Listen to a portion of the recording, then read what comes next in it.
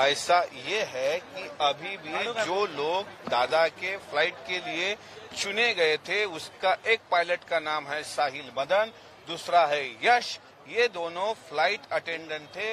ये दोनों घर से आते वक्त ट्रैफिक में अड़े थे। ट्रैफिक में अड़ने के बाद ये किस ट्रैफिक में अड़े थे, कहां पे अड़े थे, इसका कोई सीसीटीवी फुटेज अभी तक नहीं आ रहा। ना सीआईडी चौकसी में इसकी कोई इंक्वायरी हो पा रही है। और रही बात, ये दोनों अभी कहाँ हैं? आज 23 फरवरी है। अभी साहिल मदन अभी क्या वो घर पे समोसा खा रहा है, जिंदा है या मर गया? इसकी तो इंक्वायरी होनी क्यों ना, कहाँ गए वो दो लोग? इसलिए मेरी शंका ये है कि ये अगर दो दिखते नहीं है तो फिर ये एक्सीडेंट हो नहीं सकता, ये घातपात है। शंका पैदा करना एक बात है, लेकिन आप तो डायरेक्ट सुसाइड बॉम्बर से इसको जोड़ दे रहे हैं। सुसाइड बॉम्बर जब आप कहते हैं तो इसके पीछे कुछ तो आपके पास जो है सबूता तौर पे 50 करोड़ रुपए का वीएसआर कंपनी ने उनके पायलटों का बीमा दिसंबर 2025 में उतराया था, ऐसी हमें जानकारी है। और 50 करोड़ का बीमा उतराने का लालच देके ये हादसा किया भी जा सकता है, ऐसी भी हमें शंका है। और ये अगर गलत होगी तो वीएसआर कंपनी ने इसका, डीजीसीए ने इसका खुलासा देना चाहिए और वीएसआर कंपनी पे अभी तक एफआईआर होना चाहिए। अगर कोई अधिकारी चूक जाता है तो उसको सस्पेंड किया जाता है। और अगर एक वीएसआर कंपनी ने इस महाराष्ट्र का प्रमुख नेता उनके विमान का अगर इस तरीके से अपघात किया हो, एक्सीडेंट किया हो, तो उस पर एफआईआर नहीं होनी चाहिए। लगातार सीबीआई जांच की मांग हो रही है। सीबीआई आप संतुष्ट नहीं होंगे सीबीआई जांच से? अभी तक तो संतुष्ट नहीं हूँ।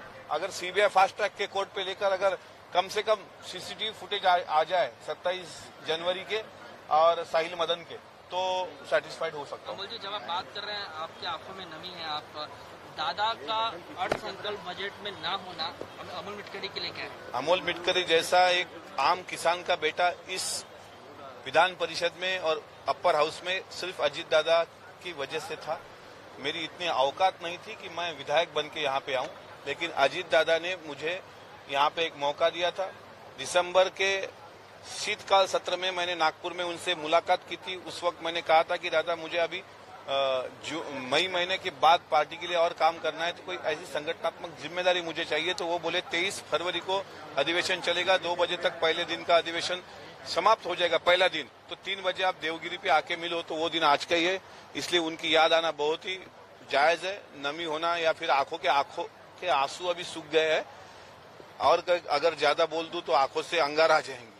लेकिन आज मैं मिस कर रहा हूं दादा को, और पूरा महाराष्ट्र मिस कर रहा है कि 12वीं बार वो अभी finance, as a finance minister हमारे महाराष्ट्र का अर्थसंकल्प अभी इस साल वो रखने वाले थे, लेकिन उनका न होना महाराष्ट्र के दृष्टिकोण के हिसाब से और उनके महाराष्ट्र के हित के हिसाब से अच्छी बात नहीं है।